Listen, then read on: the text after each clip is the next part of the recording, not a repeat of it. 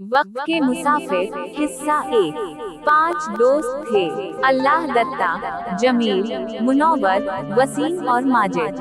उनके पास दौलत नहीं थी, मगर एक दूसरे का साथ था।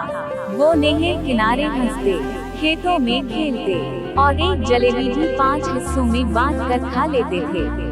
एक दिन सबने हाथों पर हाथ रखकर वादा किया, वक्त कुछ भी बदल दे, हमारी दोस्ती नहीं बदलेगी। फिर एक रात वो सब सिनेमा देखने गए। फिल्म में भी 5 दोस्त थे, जो आखिर में बिछड़ जाते हैं। माजिद ने अपने दोस्तों को देखा और दिल में सोचा, अभी तो हम साथ हैं, बिछड़ने का वक्त कहाँ।